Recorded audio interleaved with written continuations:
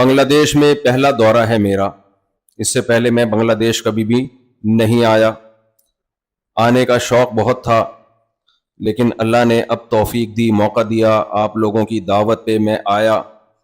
مجھے یہاں کا دینی ماحول دیکھ کر بہت زیادہ خوشی ہوئی. یہاں بیان میں کتنے لوگ ہوں گے؟ تقریباً 5-6 ہزار لوگ ماشاءاللہ. کتنے فلور پہ مسجد ہے یہ؟ 11 منزل پہ مسجد ہی مسجد. پہلی دفعہ ایسی مسجد میں نے دیکھی ہے کہ 11 منزلوں پہ مسجد ہی مسجد. یہاں کے مدارس ماشاءاللہ ایسے فل آباد, مسجدیں فل آباد, لوگوں میں علماء کی محبت, دینی جذبہ. آج میرا یونیورسٹی میں بھی بیان تھا, Bangladesh university of engineering and technology, BUET نام ہے نا. تو وہاں کا بھی دینی ماحول دیکھا. یونیورسٹی کا ماحول اتنا اچھا ماشاءاللہ, بچیاں بھی لڑکیاں بھی پردے میں, لڑکے بھی ایسے شریف النفس قسم کے, سیدھے سادے نیک پرہیزگار, ہولیے سے لگ رہے تھے, کوئی شرارت نہیں.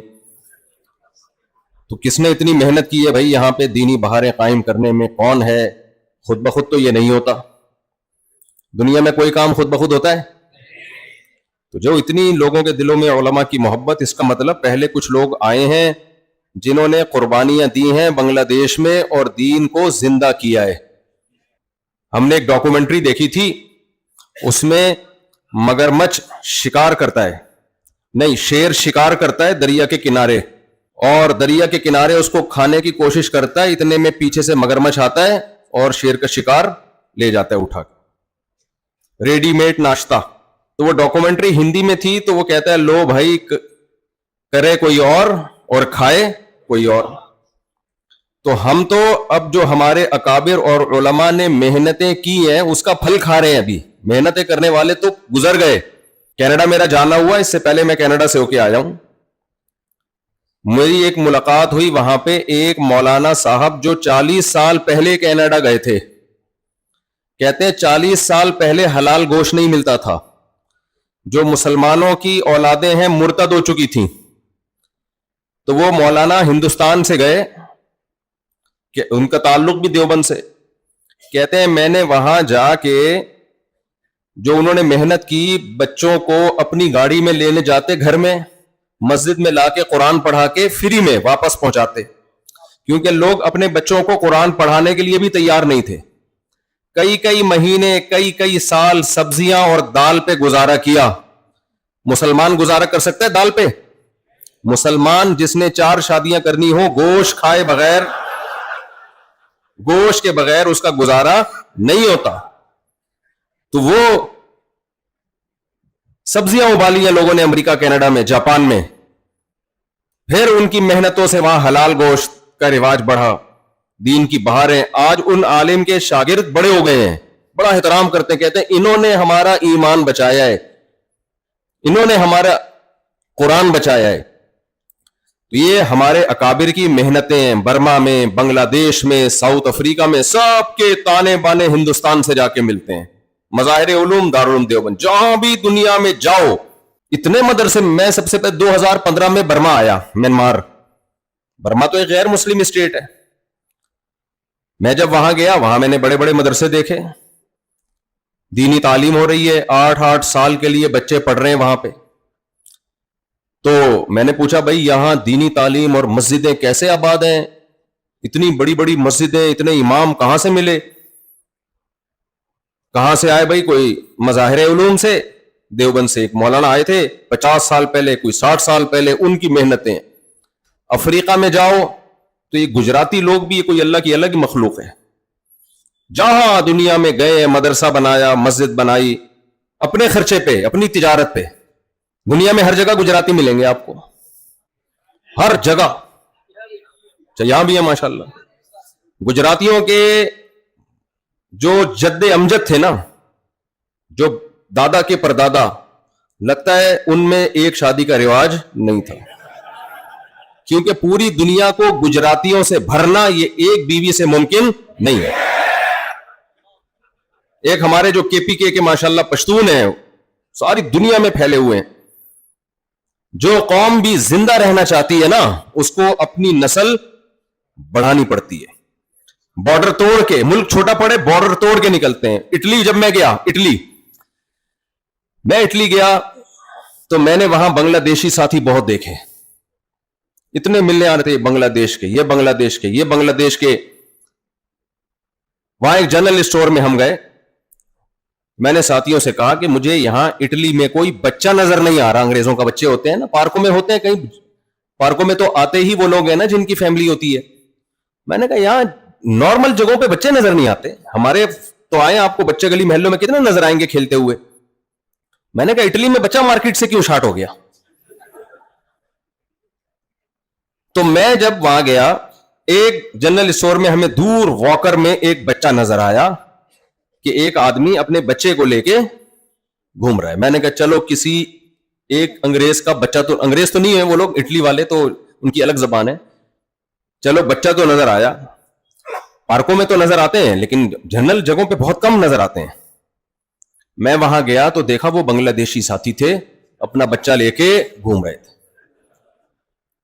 वहां बांग्लादेश के लोग इतने ज्यादा, मुझे इटली में बांग्लादेश के लोग नजर आए। अब इटली वालों की नस्ल कम हो रही है, हकीकत है, ये हकीकत है, ये वहां की हुकूमत परेशान है, पता है आपको। इलाके के इलाके खाली हो गए, ये रिपोर्ट है। बहुत से इलाके इटली में वीरान, लोग कहते हैं कि नहीं हम तो गए हैं मिलान में, वहां तो बहुत पब्लिक है। भाई जो बड़े बड़े इलाके थे, शहर थे, आहिस्ता आहिस्ता वीरान होके खत्म, वो तो आबादी सिमट रही है ना। हमारे मुसलमान भाई बांग्लादेश वालों ने अपनी स्पीड अल्हम्दुलिल्लाह मेंटेन रखी हुई है।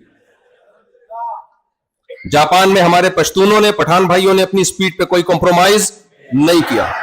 इटली में बांग्लादेशी साथियों ने, निस्वार भी मिल रही है जापान में, और चपली कबाब के होटल भी मिल रहे, समझ रहे हैं? निस्वार जानते हैं आप लोग? वो नहीं यूं करके रखी जाती यहां पे, ये करके रखते हैं यहां। चलो कभी कराची आओ तो हम, अच्छा गुल बोलते हैं, चलो खैर। बड़ी मेहनतें की हैं उलमा ने, और ये मेहनतें आज से नहीं हो रही, आदम अलैहिस्सलाम के जमाने से दीन को जिंदा रखने की मेहनत हो रही है। तो सोचने की बात है क्या चीज थी इन अकाबिर ने जो मेहनतें की, खून पसीना बहाया, कोई उनका माली फायदा नहीं था इसमें, इतनी इतनी कुर्बानियां दी, पैगंबरों ने कुर्बानियां दी, सहाबा ने कुर्बानियां दी, ताबीईन ने कुर्बानियां दी, तब ताबीईन ने कुर्बानियां दी, मुहद्दिसीन ने कुर्बानियां दी, फुकहा ने कुर्बानियां दी। ईमान बहुत बड़ी नेमत है, बहुत बड़ी नेमत। और याद रखो, बास चीजें इंसान को बगैर मेहनत के मिलती हैं तो भी वो अल्लाह की नेमत है, अगर नेमत मिली है। मुझे एक बात बताओ, आप करोड़पति बाप के बेटे थे, इत्तेफाक से आपको अब्बा ने घर से निकाल दिया, आपने दूसरी शादी की बात की, अब्बा ने किक मार के घर से, इसी वजह से निकाला जाता है, और तो कोई माकूल रीजन अब तक जहन में आई नहीं है, निकाल दिया अब्बा ने क्या कर दिया। जब बयान खवातीन भी सुन रही है माजरत के साथ, तो आपको निकाल दिया। लेकिन शरीयत क्या कहती है, बाप मरेगा तो विरासत किसको मिलेगी? बाल चाहे नालायक हो चाहे लायक हो, विरासत मिलती है शरीयत में। अब आपकी मेहनत के बगैर बैठे बैठे करोड़ों रुपए, करोड़ों टके आपके पास आ गए, आप उसके मालिक बन गए। आपने मुफ्ती साहब से जाके मसला पूछा कि मैं तो अब्बा का नाफरमान था, क्या ये विरासत मेरे लिए हलाल है? मुफ्ती साहब कहेंगे भाई अब्बा का नाफरमान था तो दुआ मांग, तौबा ताइब कर, विरासत बहरहाल हलाल है। तो ये नेमत आपको मिली आपकी मेहनत से या बगैर मेहनत के? बगैर मेहनत। तो याद रखो, जैसे दीन की, दुनिया की नेमत बाज मर्तबा बगैर मेहनत के मिल जाती है, ऐसे ही दीन की नेमत भी बाज दफा बगैर मेहनत के मिल जाती है। दीन की नेमत भी, हम मुसलमान मां बाप के घर पैदा हो गए, गैर मुस्लिम जब बेचारा ईमान कबूल करता है, बहुत मेहनत करता है, वो कत्ल की धमकियां, ये जो गैर मुस्लिम कहते हैं ना, ब्रॉड माइंडेड होते हैं, जो मजहब कबूल कर लो कुछ नहीं कहते हैं ना, ऐसा है नहीं। मैंने देखा है, मैं मजाहिब के नाम नहीं लूंगा क्योंकि मकसद कोई नफरतें फैलाना नहीं है। बहुत से मजहब वालों में मैंने देखा है कि अगर किसी ने मजहब कबूल किया, इस्लाम की तरफ गया, गायब, पता ही नहीं कहां गया, वो कत्ल कर देते हैं। ऐसे बहुत वाकयात है मेरे सामने, जिन मजहब वालों के, उन मजहब का नाम भी ले सकता हूं, फायदा नहीं है, खामखा में नफरतें फैलती हैं। तो गैर मुस्लिम जब इस्लाम कबूल करता है, बहुत कुर्बानियां देनी पड़ती हैं उसको, बहुत मेहनत करनी पड़ती है उसको। हमें अल्लाह ने गरीबी में इस्लाम दे दिया, ماں باپ مسلمان تھے, ہم بھی کیا پیدا ہو گئے, مسلمان. تو اب یہ نہیں کہہ سکتے کہ یہ اللہ کی نعمت نہیں ہے. بھائی بعض دفعہ فری پھوکٹ میں بھی نعمت بولو مل جاتی ہے. لیکن فرق کیا ہوتا ہے, جب فری پھوکٹ میں نعمت ملتی ہے تو وہی حشر ہوتا ہے جو فری کی وراثت کا ہوتا ہے, اور جب قربانی دے کے نعمت ملتی ہے تو وہی ہوتا ہے جو اپنا کمایا ہوا بزنس کا پیسہ ہوتا ہے. سمجھتے ہو کہ نہیں سمجھتے؟ میں نے بہت سے لوگ دیکھے ابا کی وراثت ملی, جن میں خود بھی ہوں, تجربوں کی بھیٹ چڑھا کے برباد, کیونکہ خون پسینہ لگا نہیں ہوتا. تو اس کو دے دیے پیسے, وہ بزنس کرے گا, رکشا خرید کے اس کو دے دیا, ٹیکسی خرید کے اس کو دے دی, ایک دکان کھول کے اس کو دے دی, سب نے برباد کر کے بیڑا غرق. ہمارے حضرت مفتی رشید احمد صاحب فرمایا کرتے تھے, اس زمانے میں کوئی کسی کو پیسہ دے تو یہ بے وقوف, اور جو لے کے واپس کر دے وہ اس سے بڑا بے وقوف. سمجھ رہے ہو؟ ایک صاحب میرے پاس آئے, مجھے کہنے لگے مفتی صاحب جو کسی کو پیسہ دے وہ بے وقوف, یہ سمجھ میں آتا ہے, لیکن جو لے کے واپس کر دے وہ اس سے بڑا بے وقوف کیوں؟ میں نے کہا جس کو یہ بات سمجھ میں نہیں آئی وہ ان دونوں سے بڑا بے وقوف.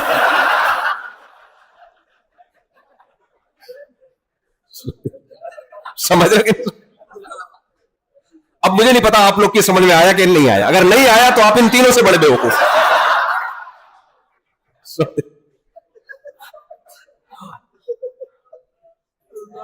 تو جب فری پھوکٹ کی وراثت ملتی ہے نا تو کیا ہوتا ہے, محنت تھوڑی ہوتی ہے, اس کو دے دیا, ادھر لگا دیا, ادھر انویسٹ کر دیا, سب برباد کر کے بیٹھ گئے. لیکن جو خون پسینہ لگا کے پیسہ کماتا ہے, ایک ایک روپیہ خرچ کرنے سے پہلے سوچتا ہے. اس کے پاس جب کوئی آئے گا نا, مجھے 1 کروڑ چاہیے, اب میری زبان پہ تو روپے چڑھا ہوا ہے نا, فی الحال روپے ہی چلانے دو, 1 کروڑ روپے چاہیے, میں بزنس کروں گا, آدھے پروفٹ تیرا آدھا میرا. اب آپ نے چونکہ 1 کروڑ خون پسینے سے کمایا ہے تو آپ اس کو جواب میں کہتے ہو تو اپنا 1 کروڑ روپے رکھ لگا لے اور پورا تیرا, پورا پروفٹ کس کا, مجھے آدھا دینے کی ضرورت ہی نہیں ہے. کتنا اچھا مشورہ دے دیا نا. یہ مشورہ وہ دیتا ہے جو اپنی محنت سے پیسہ کماتا ہے, جو اپنی محنت سے. تو اسی طرح خوب سمجھ لو, جب محنت سے پیسہ کماتا ہے قدر کرتا ہے. تو اسی طرح میرے بھائی, ایک ایمان فری پھوکٹ کا ہے, ایک محنت کا ہے. غیر مسلم جو فرعونی کے ساتھ جو جادوگر تھے نا, جادوگر, وہ ایمان لائے تھے, وہ اپنے اختیار سے ایمان لائے تھے, ان کے ماں باپ مسلمان نہیں تھے. موسیٰ علیہ السلام کے مقابلے میں ہزاروں جادوگر آئے, اور جب انہوں نے دیکھ لیا کہ موسیٰ علیہ السلام سچے پیغمبر ہیں, فوراً القی السحرۃ سجدا, سب سجدے میں گر گئے اور کہنے لگے ہم رب العالمین پر, موسیٰ کے رب پر, ہارون کے رب پر ایمان لے کر آئے. فرعون نے دھمکی دی, ہاتھ اور پاؤں کاٹ کے سولی پہ لٹکا دوں گا. انہوں نے کیا کہا, لا ضیر, کوئی حرج نہیں ہے, فقضی ما انت قاض, اس سے بھی زیادہ کچھ کرنا چاہتا ہے تو وہ بھی کر لے, یہ تو کم ہے. کیوں؟ دلیل کیا دی, انما تقضی هذه الحیات الدنیا. دیکھو چند سیکنڈ کا ایمان ہے لیکن پاورفل کتنا ہے, اتنا ان کو جنت پہ یقین. آج جنت کا بھی مذاق اڑایا جاتا ہے, لوگ کہتے ہیں یہ مولویوں نے لوگوں کو حوروں کے چکر میں لگایا ہوا ہے, مولویوں نے لوگوں کو شہد اور دودھ کی نہروں میں لگایا ہوا ہے. شہد اور دودھ کی نہروں کے باتیں کر کر کے داڑیاں رکھواتے ہیں, مسجدیں بھرتے ہیں, نمازیں پڑھواتے ہیں, اپنا غلام بنا کے رکھتے ہیں. بھائی اپنا غلام کیوں بنائے گا مولانا؟ مسجد میں آپ اللہ کے سامنے سجدہ کرتے ہو, مولوی صاحب کو سجدہ کرتے ہو, اللہ کو سجدہ کرتے ہو نا. آپ کہہ سکتے ہو مولوی صاحب چندہ مانگتے ہیں تو یہ مسجد تمہارا, استغفر اللہ, پھر کراچی والی زبان استعمال کر رہا ہوں میں, مسجد تمہارا باپ چلائے گا, یہ کراچی میں مجھے عادت پڑ گئی ہے. وہ تو ذمہ داری سب کی ہے نا مل جل کے, نہ تو کوئی زبردستی تھوڑی لے رہے ہوتے ہیں بھائی, زبردستی تھوڑی لے رہے ہوتے ہیں وہ. تو کہتے ہیں مولویوں نے لوگوں کو حوروں کے چکر میں ڈالا ہوا ہے, مولویوں نے لوگوں کو شہد کی نہروں کے چکر میں. بھائی چکر میں نہیں ڈالا ہوا. اللہ کے پیغمبر موسیٰ کلیم اللہ, آج تورات موجود ہے, تحریف ہے لیکن بہت ساری چیزیں آج بھی موجود ہیں.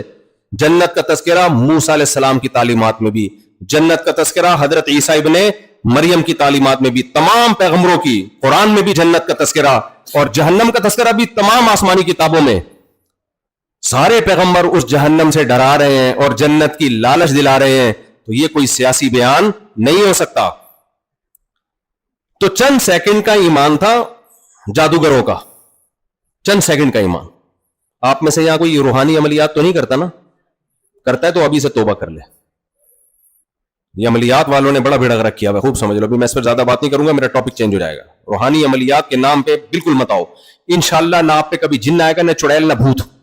कोई मसला हो दिमागी डॉक्टर को दिखा के इलाज कराओ, और सूरह फलक सूरह नास पढ़ के बस खुद ही दम कर लो, या अपने मस्जिद के इमाम से दम करवा लिया करो, इससे आगे मत जाओ।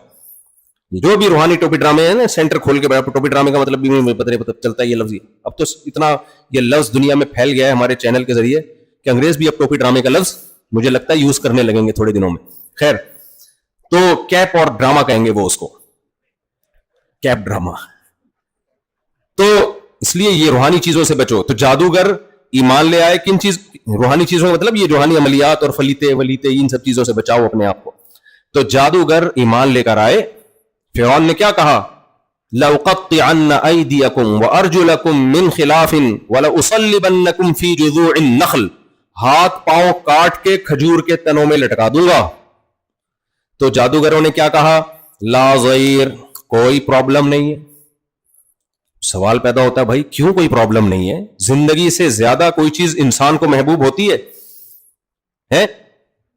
हमारे हजरत मुफ्ती रशीद अहमद साहब एक वाकया सुनाया करते थे कि बहुत से लोग कहते हैं ना इस जिंदगी से तो मौत ही बेहतर है। मौत देखी नहीं होती ना, इसलिए कह रहे होते हैं। ये जो खुदकुशी करते हैं ना, ये बच जाते हैं तो दोबारा कभी नहीं करते। ये उनको अंदाजा होता है भाई ये तो बड़ा प्रॉब्लम हो रही है इसमें, तो वो तो मर जाते हैं इसलिए, वरना जो बचे हैं ना वो दोबारा सब कुछ किया, खुदकुशी नहीं की कभी उन्होंने, क्योंकि उनको नजर आता है ना मरते हुए होता क्या है।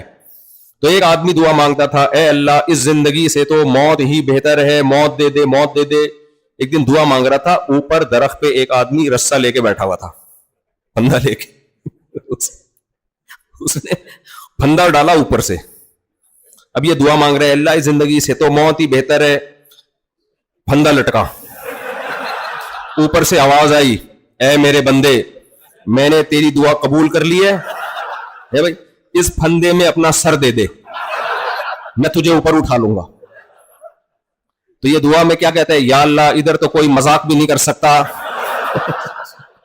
अल्लाह को क्या समझा रहा है, तो कोई मजाक भी नहीं कर सकता है। भाई मौत जब तक अच्छी लगती है जब तक देखी ना हो, वरना दुनिया में सबसे ज्यादा नापसंदीदा चीज इंसान के लिए क्या है, मौत। तो फिरौन क्या कह रहा है, सबके हाथ पांव काट के खजूर के तरों पे मार दूंगा लटका के मैं। कुछ तो डरना चाहिए था ना जादूगरों को, और जादूगरों को पता था फिरौन ये कर भी देगा, ये फिरौन है, ये हवाई भड़कियां नहीं लगा रहा, धमकियां नहीं दे रहा, ये करेगा, और इसकी हुकूमत जा रही है, फिर क्यों नहीं करेगा ये। तो जादूगरों ने क्या कहा, सवाल पैदा होता है जादूगर फौरन तैयार क्यों हो गए, ये सवाल होता है कि नहीं होता। तो जादूगर कहने लगे, इन्नमा तक़ज़ी हाज़िहिल हयात दुनिया, तू जो कुछ करेगा इस दुनिया में करेगा, और ये दुनिया मुसाफिर खाना है, आज नहीं तो कल यहां से जाना है, आज नहीं तो कल तो मरेंगे। से पता चला कि एक सेकंड के ईमान ने जादूगरों के दिलों से दुनिया की मोहब्बत निकाल दी, दुनिया को मुसाफिर खाना समझना शुरू कर दिया उन्होंने। हम 4 टके आ जाए ना हमारे पास, तो हम ये समझते हैं कि यही है सब कुछ, हमने यही रहना है। जब भी कोई अपना बड़ा घर दिखाया करे ना, इतना बड़ा घर देखो मेरा, तो एक तो दुआएं दिया करो, नेमत है अल्लाह की, लेकिन फौरन सोचा करो जाना कहां है, कब्रिस्तान। जाना कहां है भाई, कब्रिस्तान। मरेंगे, खत्म, फिनिश। क्या घर, क्या गाड़ी, क्या रक्षा, क्या ट्रेन, क्या जहाज, सब बिजनेस क्लास में लोग सफर कर रहे होते हैं, व्लॉग बना रहे होते हैं, ये देखिए मैं बिजनेस क्लास में जा रहा हूं। भाई एक दिन तेरे जनाजे का भी व्लॉग बनेगा। हाँ ठीक है, खुश होने पर हुकूमत ने पाबंदी नहीं लगाई है। अभी बांग्लादेश में जो नई हुकूमत है उसने भी खुश होने पर पाबंदी नहीं लगाई, अब तक तो मेरा यही रिपोर्ट है कि नहीं लगाई है पाबंदी। तो जो भी हुकूमत पुरानी थी, नई थी, पाबंदी किसी हुकूमत में भी खुश होने पर नहीं होती। तो आप बिजनेस क्लास में सफर कर करके दिखाओ, मैं देखो बिजनेस में जा रहा हूं, मैं ये कर रहा हूं, मैं वो कर रहा हूं, कोई बात नहीं। जब आपका जनाजा होगा तो भी एक व्लॉग बनाना। अब मैं क्या कर रहा हूं, कब्र में जा रहा हूं। मैं ये व्लॉगर को बुरा नहीं कह रहा, मैं आपको समझा रहा हूं कि उनकी खुशियों की वजह से उनसे ज्यादा मुतासिर ना हुआ करो। गरीब आदमी एहसास कमतरी में जा रहा होता है, यार ये देखो ये बिजनेस क्लास में ये उधर उड़ रहे हैं, यूं जा रहे हैं, ऐसा कर रहे हैं, और मुफ्ती तारिक मसूद साहब को तो देखो उधर समंदर में टाइम लगाई हुई है, एंजॉय कर रहे हैं लाइफ को। और भाई मुफ्ती तारिक मसूद साहब भी एक दिन लेटा हुआ होगा, समझ रहे हो। अभी यहां इतना क्राउड था ना, कितना 8-9 कितना हजार क्राउड है, 5-6 हजार लोग आए हुए। تو اتنے لوگ کھڑے ہوئے تھے, میں نے کیا سوچا, میں نے کہا بھائی ایک دن جنازے میں اس سے زیادہ لوگ ہوں گے, سب کے ہوں گے, کوئی آپ ایسا نا مجھ پہ ترس کھانا شروع کر دو, ہائے ہائے ہائے, آپ کے بھی ہوں گے.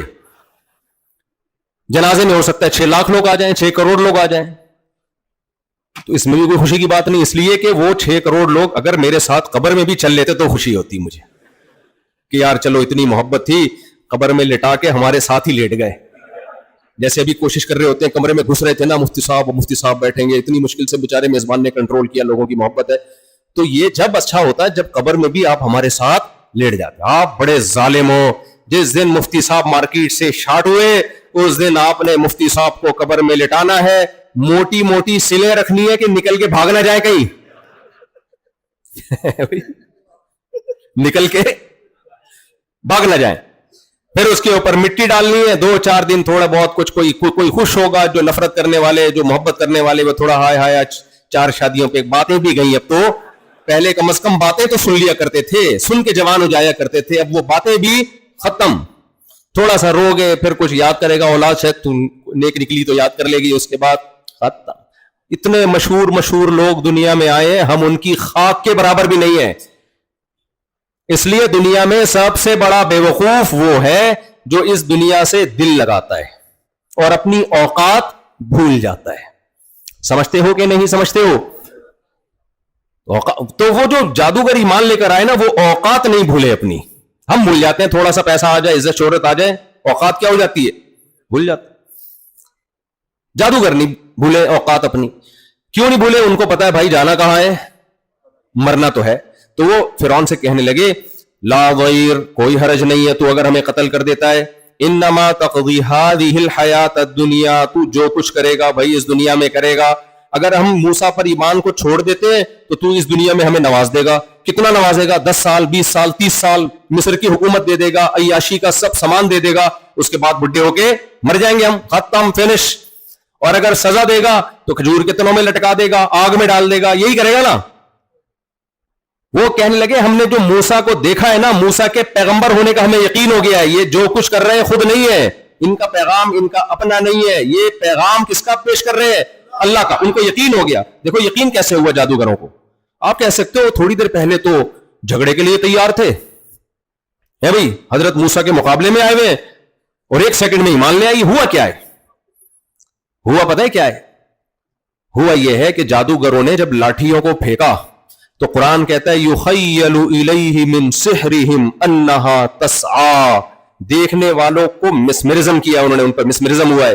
دیکھنے والوں کو ایسا لگا کہ یہ لاٹھی نہیں بلکہ سانپ ہیں. قرآن نے یہ نہیں کہا کہ وہ لاٹھیاں حقیقت میں سانپ بن گئی, ایک دفعہ بھی قرآن نے یہ نہیں کہا. ایسا دماغ کو کیپچر کیا انہوں نے. یہ عامل لوگ کر رہے ہوتے ہیں, یہ روحانی ہے نا, یہ کیپچر کرتے ہیں آپ کے دماغ کو. آپ کو جن بھی نظر آئے گا, چڑیل بھی نظر آئے گی, بھوت بھی نظر آئے گا, پتہ نہیں کیا کیا, کچھ بھی نہیں ہو رہا ہوتا, کھوپڑی آپ کی خراب کر دیتے ہیں. یہ کہتے تمہارے ساتھ تمہارا حمزہ بھی آیا ہے.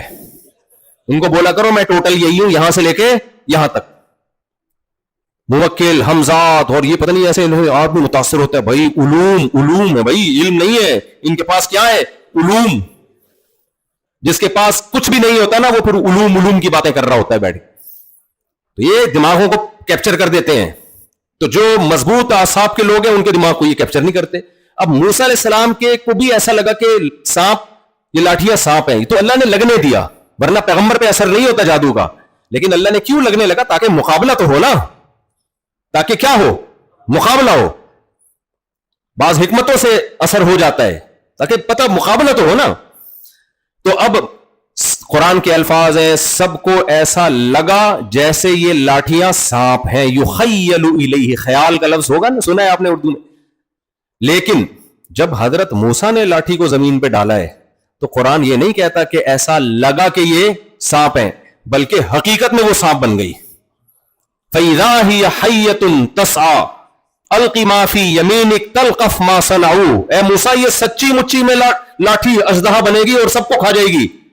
جادوگر تو جانتے تھے نا کہ مسمرزم کیا ہوتا ہے اور حقیقت کیا ہوتی ہے. دیکھو جھوٹی موٹی میں کچھ بھی دکھا دو آدمی کو, اگر پتا چلے یہ سچی مچی میں ہے,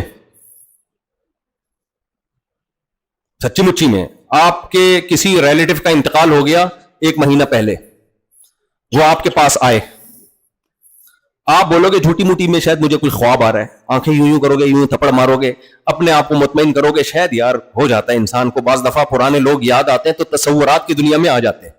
ابا نے آ کے رکھ کے ایک چماٹ لگا دیا آپ کے کہ میں تیرا ابا ہوں, میں زندہ ہو کے آ گیا ہوں.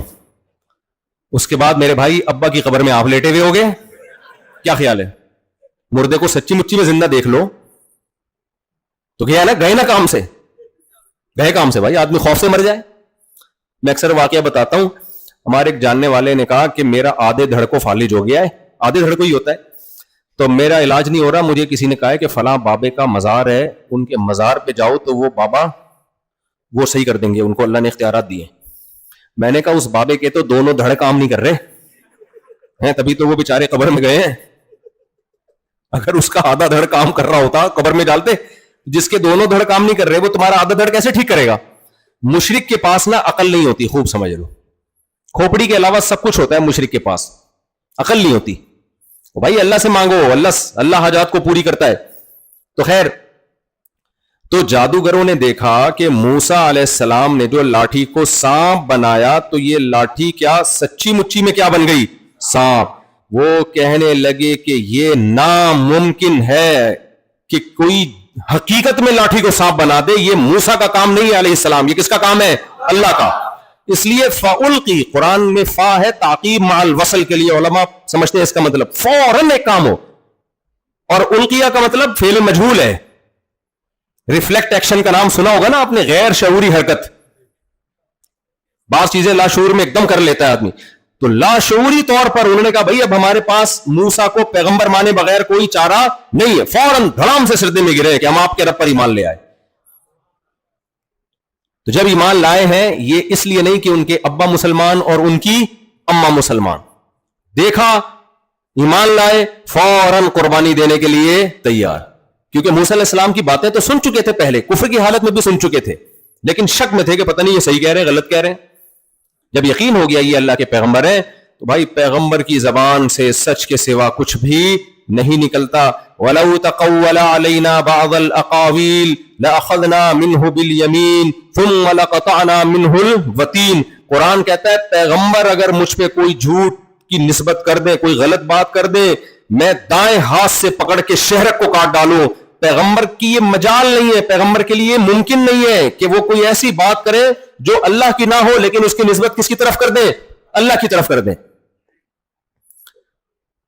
تو جادوگروں نے دیکھ لیا تھا کہ موسیٰ علیہ السلام نے بتایا کہ جو اللہ کے لیے قربانی دیتا ہے جنت ملتی ہے, جو کفر پہ مرے گا, نافرمانی پہ مرے گا, کہاں جائے گا؟ جہنم میں. پہلے شک تھا, اب کیا ہو گیا؟ یقین. اب جب جنت کا یقین ہو گیا تو پھر ہماری طرح کا لنگڑا لولا ایمان نہیں ہے. ہماری طرح ہم پتہ ہے کیسا ایمان, ٹرائی کر کے دیکھو, دین پہ چلو, اگر آخرت ہو گئی تو کامیاب ہو جائیں گے, نہیں ہوئی تو چلو ختم. نہ نہ نہ, یہ نہیں ہے. جادوگروں نے کہا انما تقضی هذه الحیات الدنیا, تو جو کچھ کرے گا اس دنیا میں کرے گا. کیا ہو گیا بھائی؟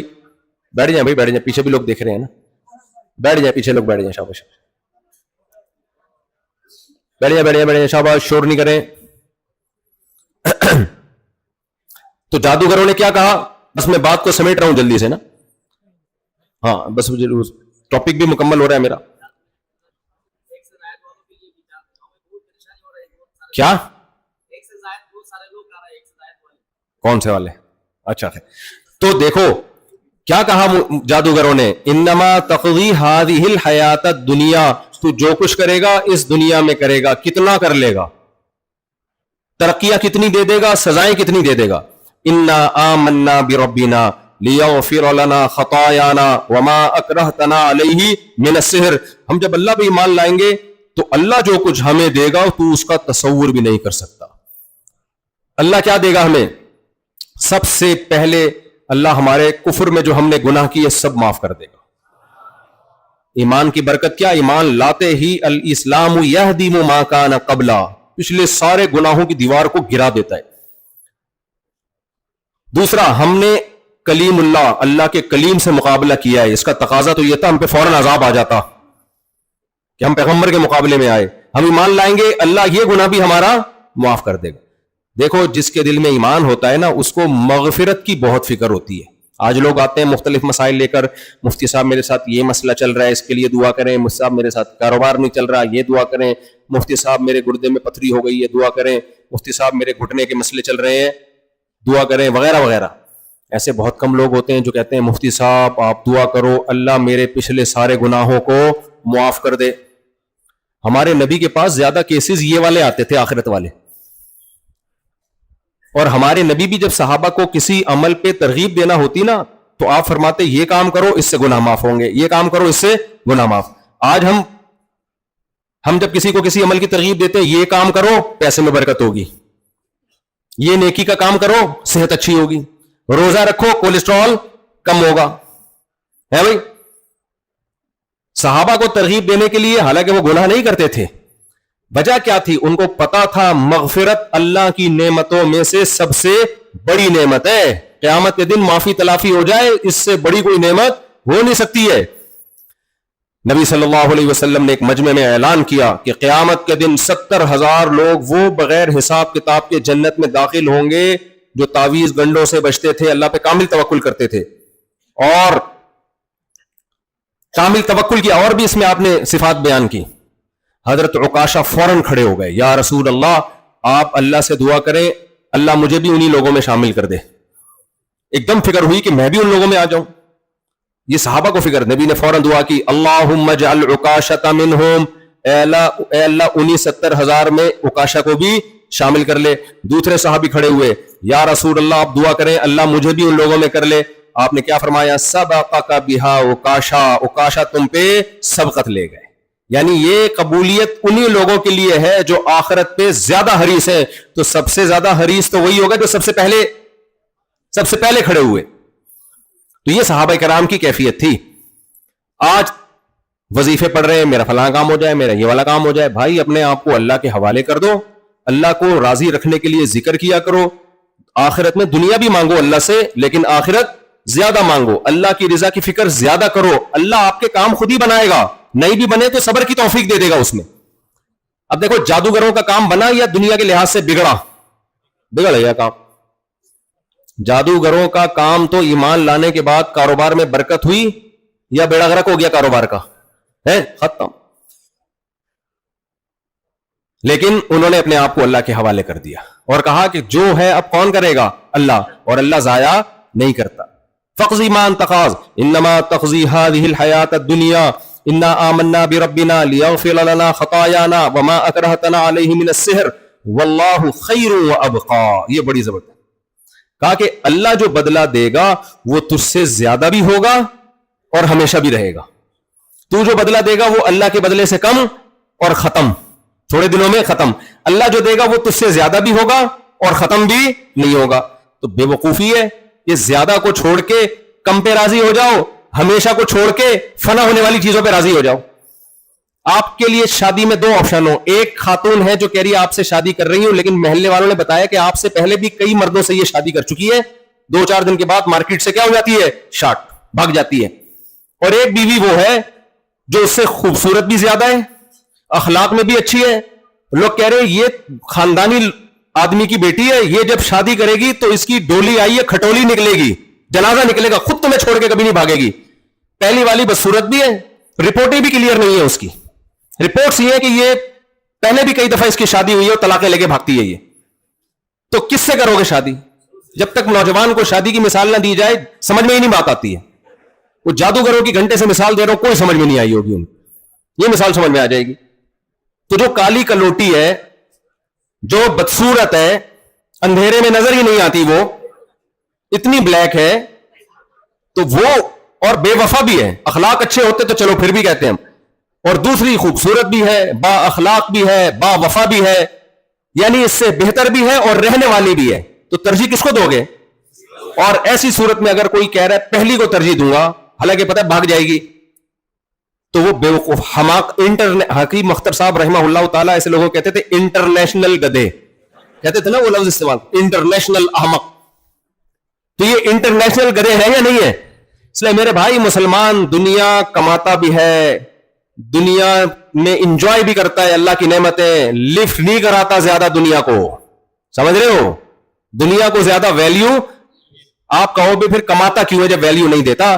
دیکھو جب آپ سفر میں ہو تو سفر میں کوشش کرتے ہو بزنس کلاس کا انتظام ہو جائے تو بزنس میں سفر کر لیا جائے, رفیق سفر آپ کے ساتھ اچھا ہو, کھانا سفر میں اچھا ہو, لیکن یہ نہیں ہوتا کہ بزنس کلاس میں سفر کر رہے ہو تو سیٹوں سے اور ایئر ہوسٹس سے آپ کو محبت ہو جائے.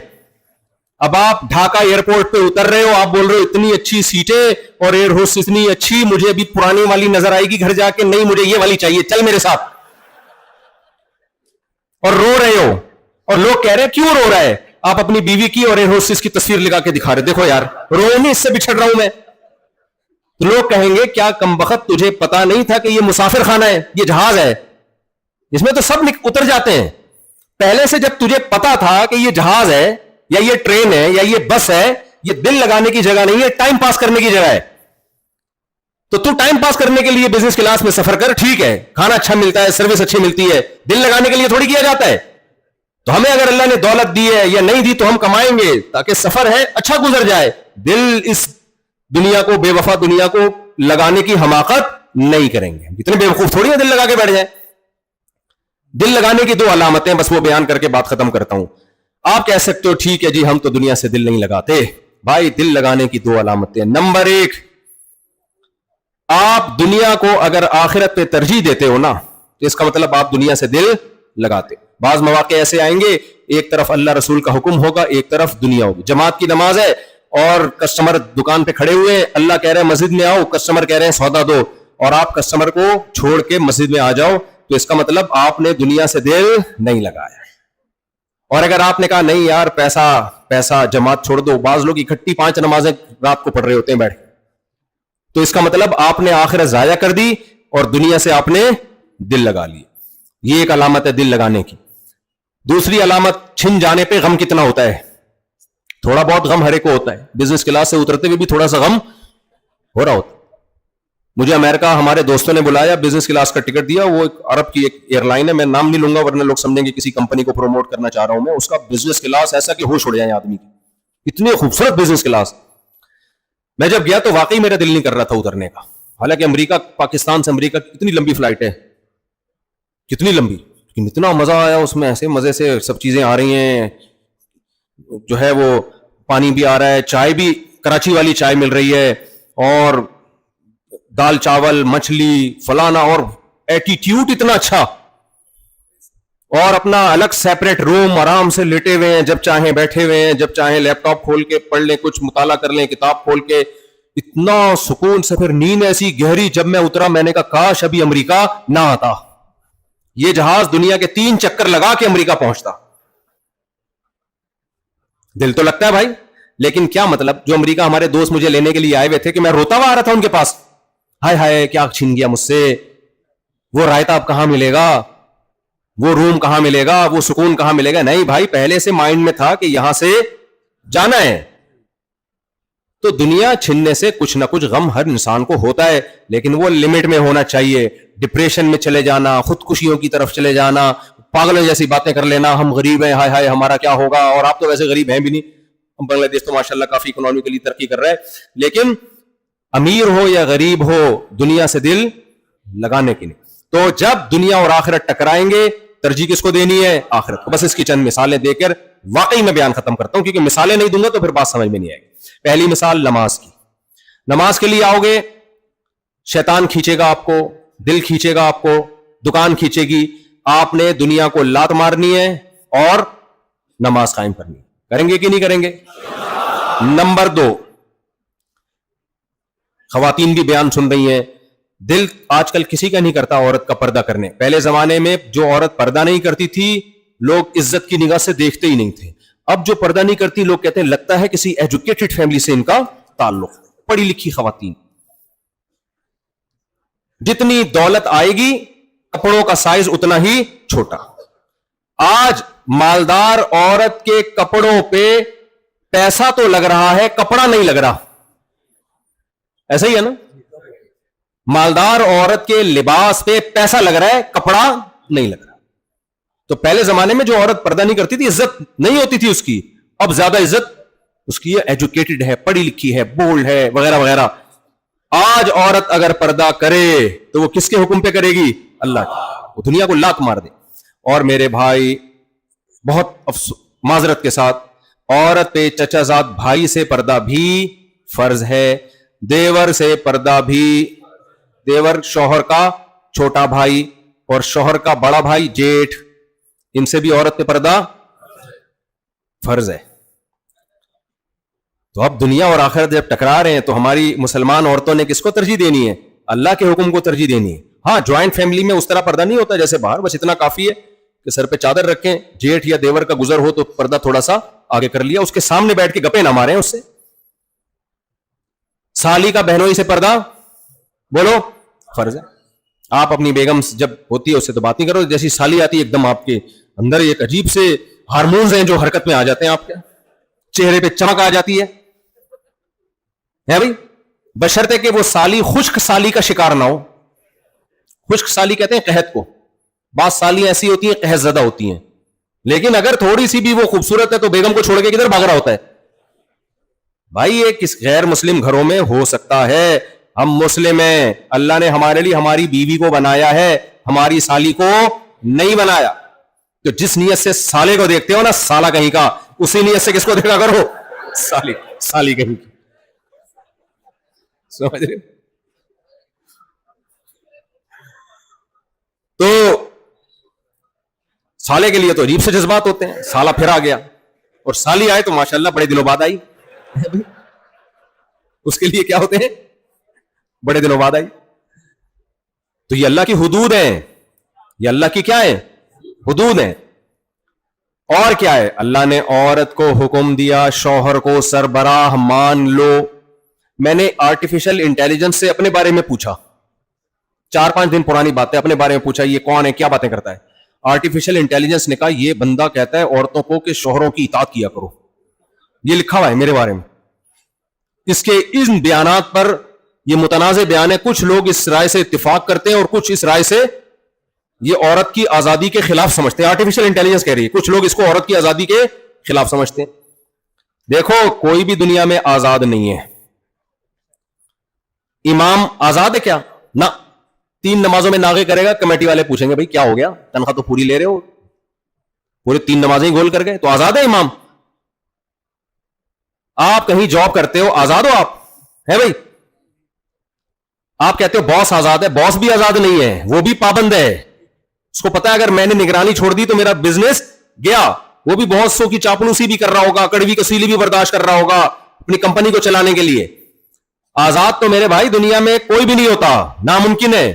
اگر عورت شوہر کی اطاعت سے آزاد ہوگی تو ایئر ہوسٹس بنے گی، وہاں اس کا کوئی باس ہوگا جو سارا دن پھر لوگوں کی خدمت میں لگی رہے گی. کسی کمپنی میں جاب کرے گی، وہاں ملازم ہوگی. ہم نے تو باہر ملکوں میں عجیب منظر دیکھا یار، خواتین کھانا پکا بھی رہی ہیں، سرو بھی کر رہی ہیں، بچہ بھی پال رہی ہیں. یہ ظلم نہیں ہے کیا؟ کس قدر اس کے اوپر ذمہ داریاں ہیں، اور مرد اپاہج بنے ہوئے ہیں. تو عورت کو اللہ نے جو حکم دے دیا شوہر کی اطاعت کرو، یہ عورت کے فائدے کے لیے. یہ ایک اطاعت تمہیں 1000 غلامیوں سے بچائے گی. اور شوہر کو حکم دے دیا ساری زندگی کا نان نفقہ اس کے لیے، اور تمہاری وراثت میں بھی اس کا حصہ ہے.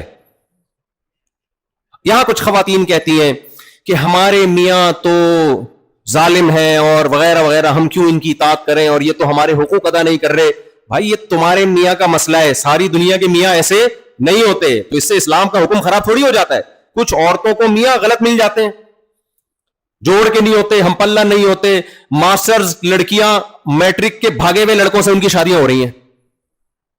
ایسے بھی واقعات ہیں. میٹرک بھی بڑی بات ہے. میں نے ڈاکٹر لڑکی کا نکاح 8ویں کے بھاگے سے کروایا ہوا ہے، تو جوڑ کی شادی ہوئی ہے. تو اس کا پھر وہی حل ہے کہ جب زیادہ شادی ہوں گی تو پھر عورتوں کے لیے آسانی ہو جائے گی. تو ہر ایک کو برابر کا جوڑ کر زیادہ اس میں بولنا نہیں چاہتے ہیں، زیادہ مناسب نہیں. تو وہ خواتین پھر جو ہے نا وہ ناراض ہوتی ہے. تو وہ اس کا حل یہ ہے کہ کفو میں نکاح ہو نہیں رہا.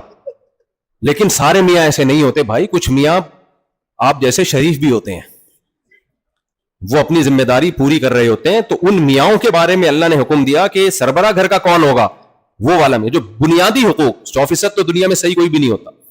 تو یہ عورت کو حکم دیا ہے. مرد کو حکم دیا کہ یہ ماتحت ہے، آپ کی غلام اور باندی نہیں ہے. اس سے محبت کرو. اللہ نے اس کو بنایا ہے, کسی اور کی طرف توجہ. آج خواتین کو سب سے بڑی شکایت کیا ہوتی ہے؟ مردوں کے, شوہروں کے ناجائز تعلقات, لڑکیوں سے دوستیاں, بہت دل پہ آرے چلتے ہیں عورت کے. تو اس کو اللہ نے حرام قرار دیا ہے. مرد کو اللہ نے حکم دیا داڑھی کاٹنے کا یا رکھنے کا؟ ہمت کر کے رکھ لو میرے بھائی. کیا خیال ہے بھائی؟ کوئی ٹیکس نہیں ہے اس کے اوپر, کوئی وزن نہیں زیادہ بڑھ جاتا. مفتی محمد شفیع صاحب کے پاس ایک صاحب آئے, کہنے لگے وہ 2-4 مولوی ہیں, اتنی بڑی بڑی داڑیاں اور اچھل کود مچائی ہوئی ہے انہوں نے. وہ کوئی ورزش کر رہے تھے نا, اتنی بڑی بڑی داڑیاں رکھ کے اچھل رہے ہیں. تو حضرت مفتی شفیع صاحب رحمہ اللہ نے فرمایا کہ داڑھی کا وزن تو ایک چھٹانک بھی نہیں ہوتا بھائی, اس کو رکھ کے اچھلنا کون سا مشکل کام ہے؟ یا تو اتنا ویٹ ہوتا نا کہ اچھلا نہیں جاتا. لوگوں کو داڑھی والے کے ہر کام پہ اعتراض ہوتا ہے. ایک داڑھی والے جا رہے تھے گاڑی میں, کہیں بیچاری کسی خاتون کو غلطی سے ٹکر ہو گئی, تو خاتون نے کہا اتنی بڑی گاڑی رکھ کے ٹکر مارتے ہو, اتنی بڑی داڑھی رکھ کے ٹکر مارتے ہو, شرم نہیں آتی؟ انہوں نے کہا محترمہ یہ داڑھی ہے, بریک نہیں ہے. یہ داڑھی ہے, بریک نہیں. تو ہمت کر کے کیا کر لو, داڑھی بڑھا لو. اللہ نے حکم دیا ہے. دیکھو سکھ لوگوں کو میں نے کینیڈا میں دیکھا, پیدائش سے لے کے موت تک کہیں کے بال نہیں کاٹتے. کتنا مشکل حکم ہے یہ, کہیں کے بال نہیں کاٹتے, رکھتے ہیں موت تک. ان کے مذہب میں کیا وہ کرتے ہیں؟ ہمیں تو شرم آنی چاہیے. ہمارے مذہب نے تو صرف یہ کہ داڑھی بڑھا دو, باقی تو بال کاٹنے کا حکم دیا ہمیں. سر کے بال میں اجازت دے دی, کاٹو رکھو تمہاری مرضی ہے. صرف ایک حکم دیا داڑھی بڑھا دو. تو کیا جا رہا ہے بھائی, اس میں کون سی ٹینشن ہے؟ تو ہمت کر کے رکھ لو. یہ ہلکا حکم نہیں ہے, پیغمبر کا آرڈر ہے یہ. اور اللہ نے ہمیں حکم دیا سود مت کھاؤ. اللہ نے ہمیں حکم دیا چوری مت کرو. اللہ نے ہمیں حکم دیا معاہدوں کی پابندی کرو, جھوٹ مت بولو. یہ بہت سارے احکام ہیں, میں نے تو موٹے موٹے. اور ایک آخری حکم جس میں آج نوجوان بہت مبتلا ہیں, بے حیائی. اللہ نے ہمارے لیے عورت کے پاس جانے کے لیے نکاح کے علاوہ کوئی اور راستہ نہیں رکھا. فحش فلمیں دیکھ کے اپنی خواہش پوری کرنا, لڑکیوں سے دوستیاں لگانا, نائٹ کلبوں میں جانا, ڈانس پارٹیوں میں جانا, کسی بھی طرح سے عورت سے ریلیشن قائم کرو گے, دنیا کی تھوڑی دیر کی لذت مل جائے گی, آخرت آپ سے ہمیشہ کے لیے روٹھ جائے گی. مسلمان عفیف اور پاک دامن ہوتا ہے, اپنا دامن غیر عورتوں سے داغدار نہیں کرتا. تو اللہ تعالیٰ سے دعا ہے جو کچھ کہا اللہ مجھے بھی آپ سب کو اس پر عمل کی توفیق عطا فرمائے, جو کمی کوتاہیاں ہو گئی اللہ تعالیٰ معاف فرمائے. آپ لوگ مسافے کے لیے آگے نہ بڑھیں, رش بہت زیادہ ہے, نکلنے میں بہت مشکل ہوگی. تو اس لیے بہتر یہی ہوتا ہے کہ نہ خود تکلیف میں آئیں نہ دوسروں کو تکلیف دیں. دعا میں نے کر لی ہے, پھر کبھی ہاتھ اٹھا کے بھی دعا مانگ لوں گا. اللہ سب کو دنیا اور آخرت کی برکتیں دے, ہر طرح کی پریشانیوں سے غموں سے اللہ ہم سب کو بچا کے.